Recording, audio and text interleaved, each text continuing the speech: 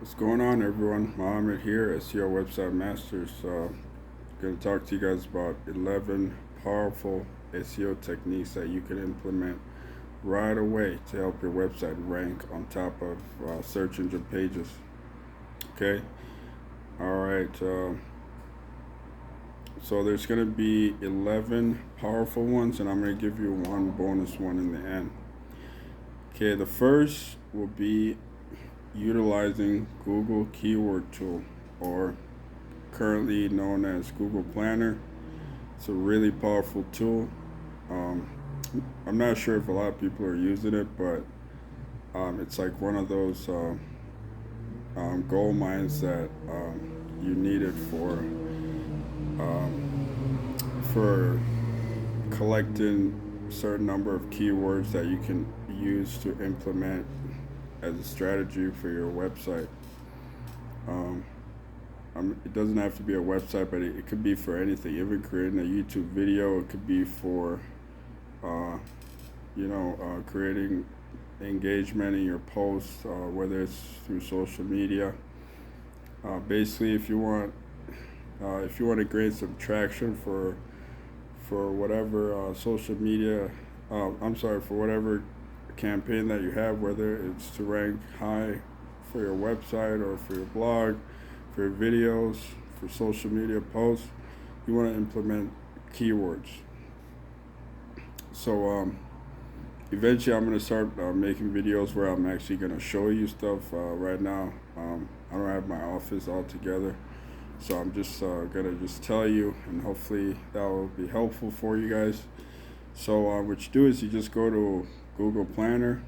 You just go to Google and just type Google Keyword Planner, and it's going to take you there. You're going to see Google AdWords. Just click on that, and you got to log in with a Google account.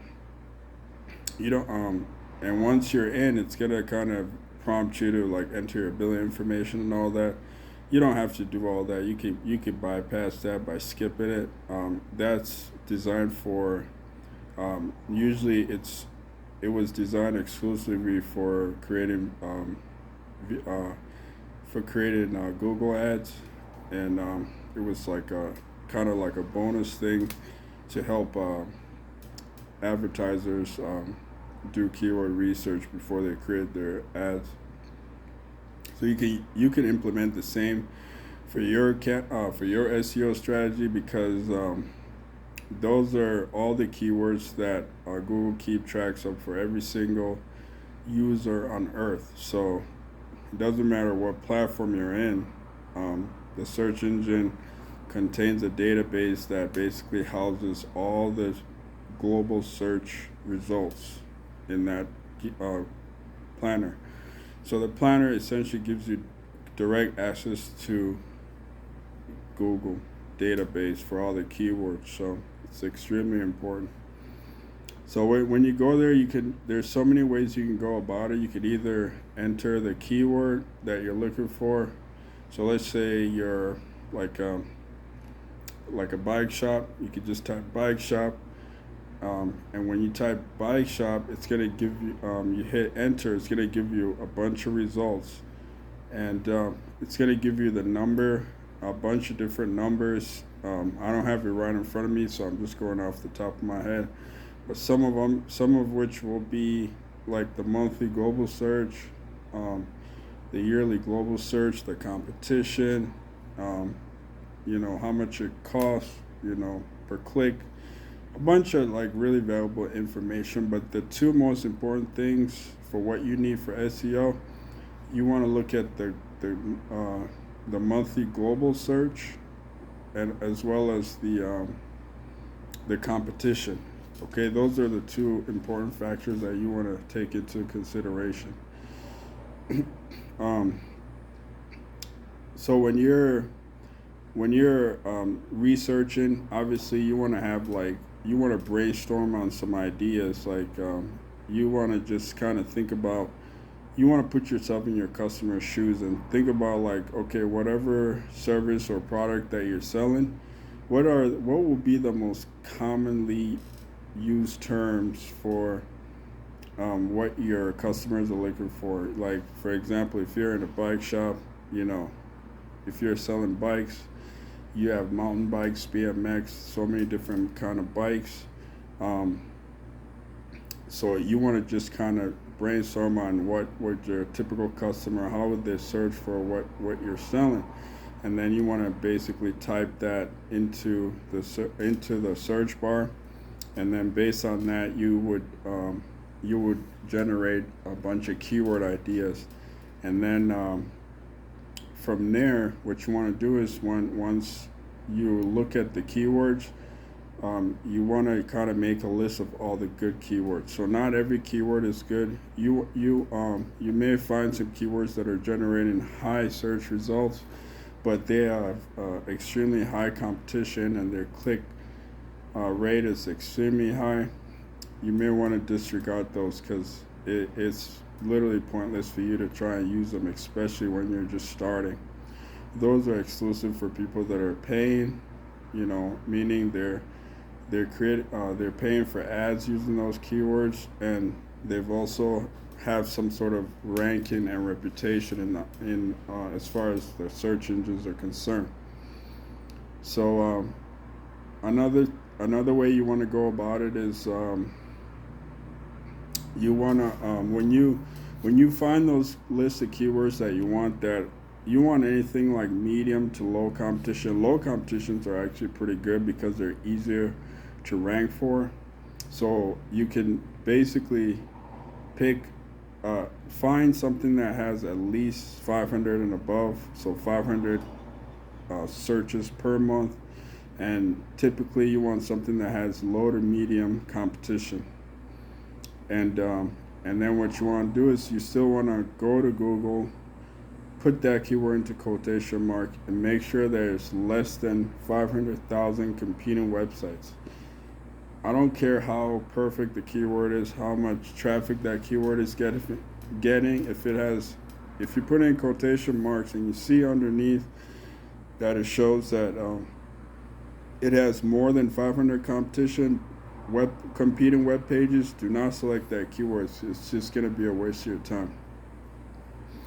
Okay, one final thing about Google Keyword Planner is you don't have to just do keyword research. You can also look for your competition. So like whoever it is that is your most formidable competition. If you're a bike shop, it may be like your next door neighbor, or it could be Walmart or something like that. Just go to that website, go back to the keyword planner. You can put the website in there and you can see what type of keywords that they're ranking for, and maybe you can utilize some of that strategy. Okay.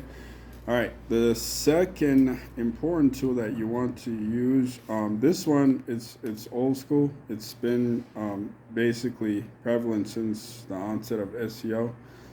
So you want when you create content, you want to optimize. Let's say you've already gathered your keywords. Now you want to use one keyword per post. So whether it's post or page, creating a page, you want to just focus on one. Don't use the old school way of blasting, like stuffing multiple keywords into a post or a page. It's no longer effective. Google constantly updates their algorithm, and that will cause issues for you. It could cause your website to be blacklisted. So just try not to violate any of the Google updates as far as like restrictions on what not to do, because it's only going to cost you in the long run, so it's not worth it. So now what Google wants is you got to use one keyword per post or per page. So once you get that keyword, you got to when you're creating a post or a page, you got to make sure that you got for the tags. So like for every post or page, there's a section where you can add tags. In the tags, you can stuff keywords. So you can put a lot of keywords in there. You won't be penalized for that. So you can put a lot of keywords under the tags, but other than that, you don't want to stuff any more keywords. You want to just focus on just that one keyword.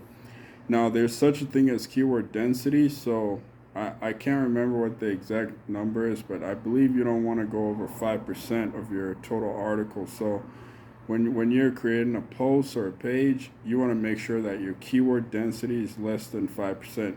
I could be wrong, so just double check on that, but I know it's less than 10%. Okay, and then you want to create a description. In the description, you want to add that one keyword in there. You want to just strategically place it into that. Um, you want to optimize all the images with alt tags. You want to put the keywords in there. When you the image file name should be that. It's just everything that you do, you want to try and sneak that one keyword into that. Okay. This is kind of an old strategy. You're probably familiar with it, but I'm just reiterating that it's still important today. All right. So the number 3 will be utilizing Uber Suggest. Uber Suggest is through neilpatel.com's website. Really cool guy. I mean, the guy knows his stuff when it comes to SEO. I look up to him. I honestly think he's one of the best, probably the best in the world when it comes to SEO. And he has this website. There's like a free Uber Suggest app that you can use, and it's sort of like Keyword Planner, but it's a little bit different. It gets all this data from Google database, so it's getting the same information from Keyword Planner. The only difference is it's categorized a little bit better. So you can use it for keyword research there too. The keywords will be a little bit more refined, a little bit more updated, organized a little bit better. But what I really use it for is to analyze my competition. So I wouldn't use it for keyword purposes because it's only for the free version. It's only going to give you so much. Even if you get the paid version, it's just going to give you like a bunch of data, just like Google Planner would. So I'd rather go to the horse's mouth when it comes to keyword research, which is Google Planner. But as far as Uber Suggest, what I use it for is specifically for analyzing my competition. So let's say if I had a competition that I wanted to beat, I'll find that website, I'll put it into there, and it's literally going to give you anything you need to beat that competition. It's going to give you the number of backlinks that website is generating. It's going to give you the amount of keywords. It's going to give you the page rank. It's going to give you a couple of other important things that will be helpful for you in terms of ranking your competition. And you don't have to focus on like doing everything. All you got to do is find the best in what you're doing and then beat them, and that automatically puts you in number 1 spot. So you don't have to do all this crazy stuff and doing a bunch of different things. It literally helps you see why your competition is number 1 and why they're the best, and all you got to do is just outmatch them. So let's say this bike shop that I wanted to beat had 800 backlinks. They have 1,000 keywords. Their page ranking is like number 8. So all I got to do is create a strategy where I'm gonna generate over 800. So if they have 800 backlinks, you want to get 801. If they have 1,000 keywords, you want to try and get 2,000, and that's how you're going to beat them. It's really not that difficult. The other factors you can't control, like as far as page ranking, but when you do increase your backlinks and your keywords, I'm getting attacked by like an insect. If you do beat them that way, that will automatically boost your page ranking. So you only do what you can control. You can control the amount of keywords that you have by just creating more content using keywords, and I already told you how to do that by going to Google Keyword Planner and creating a list of keywords, and then creating one content per page or post using that keyword. So if the bike shop had 1,000 keywords, then you're gonna have to create 1,001 posts, right? Or pages. It will probably be easier to create posts, but that's how you would go about beating them. All right. I mean, it's not going to be that excessive, but this is just a general example. All right. So the number fourth tip will be okay. So when you create your website, you want it has to load fast. So it has to have a high page speed. Now the reason for that is Google now is all about the user experience, right? They're trying to make it so in order for a website to rank high, all the bells and whistles are covered. So you got the backlinks, the keywords, and when the customer goes to that website, it loads fast because people don't got time. Like most people are on their phone, during their break or work or whatnot, researching things. So when your page is taking too long to upload, they're just gonna click off and just go to your competition. That's literally what happens. I do that too. So when you create that website, you want to make sure your website loads extremely fast. Now there's several ways to do that. I may create another video on that, but a lot of it has to do with your hosting. Also, it has to do with how much content you have on your website. So if you have a lot of pictures, you want to make sure they're all compressed. There's a few other things that you have to do, but it's beyond the scope of this video. So if necessary, I may make a video about how to optimize and speed up your website. Okay. All right. So the fifth thing is going to be you want to create rich content. So there no longer are the days where you can just create like a 200 word page or post about a topic and expect to rank high. Like it's literally not, like I said, it's all about the user experience. So you have to craft like at least 1,000 words and above, to at the same time you don't want it to be too excessive, but it can be less than like even 300 is a little too short.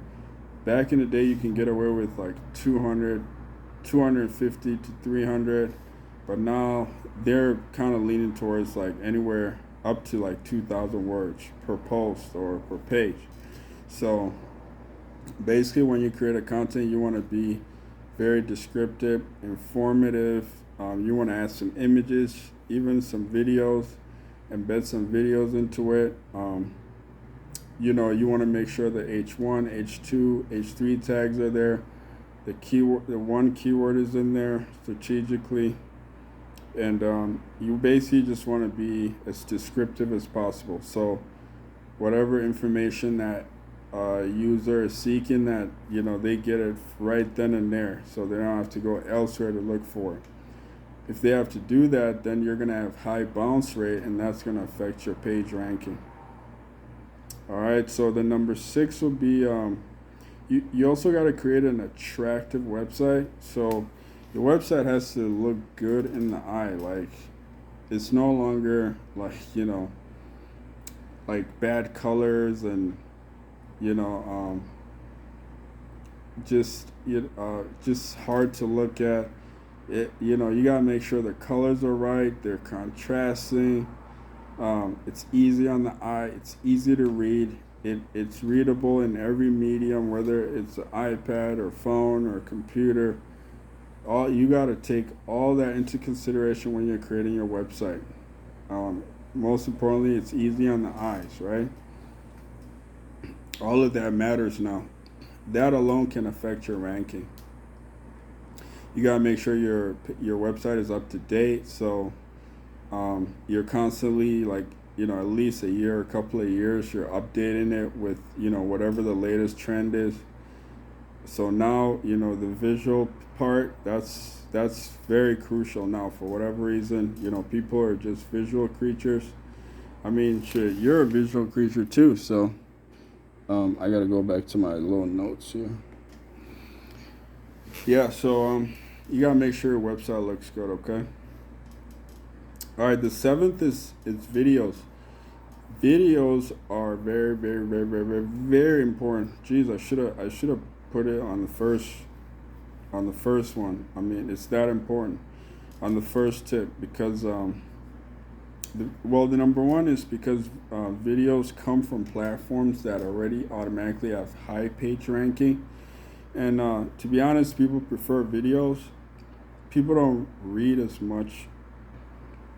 People don't like to read. Period. I mean, unless your piece is so visually appealing and easy to read and written well, you know, you get some people that will read, but majority of people prefer video. So you want to create a video, and then for whatever post or page that you make, and then you want to embed that to the video. Now the video has to be optimized with that one keyword. Like I said, the title of the video has to have the keyword. The subject has to have the keyword, the description, the tags, the alt tags, all of those. When you put keywords all over that, it's gonna significantly optimize your video. And when you embed that to your content, whether it's your post or page, it's gonna boost that post or page as far as page ranking is concerned.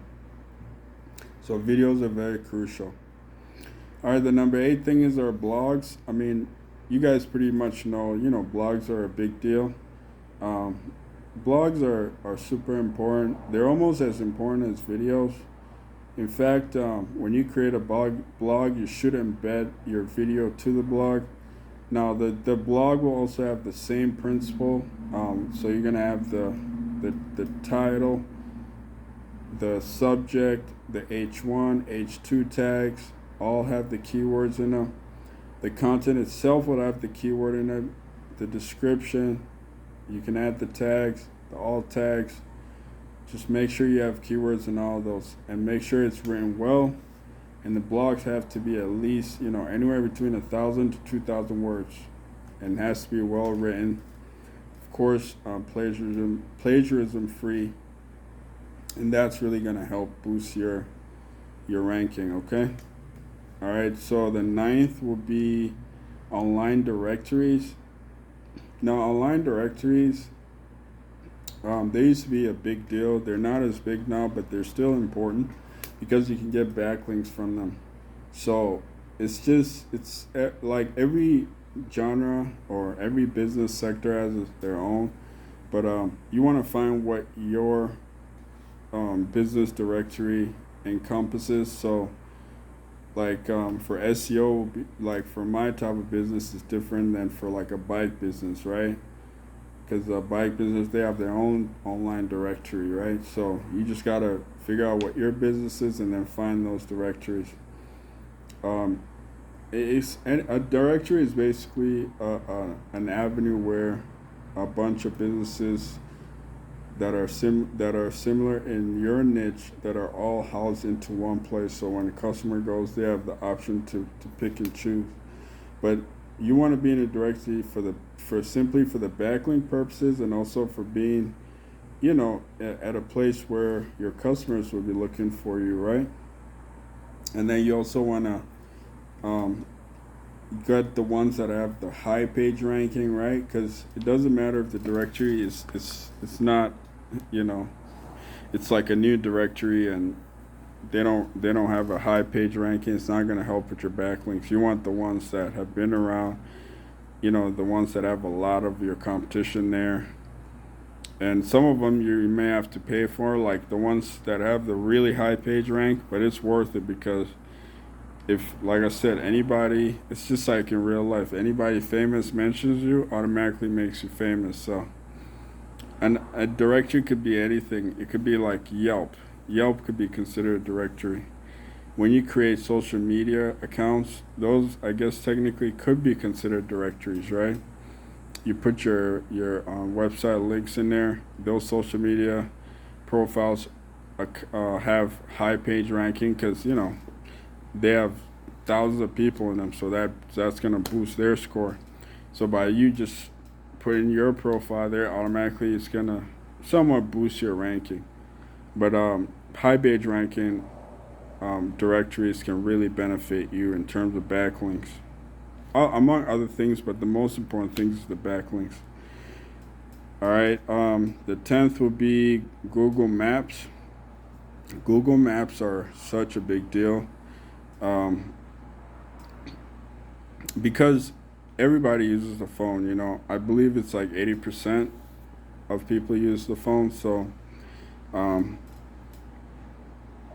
so by virtue, um, you not being on Google Maps is not a good sign for you.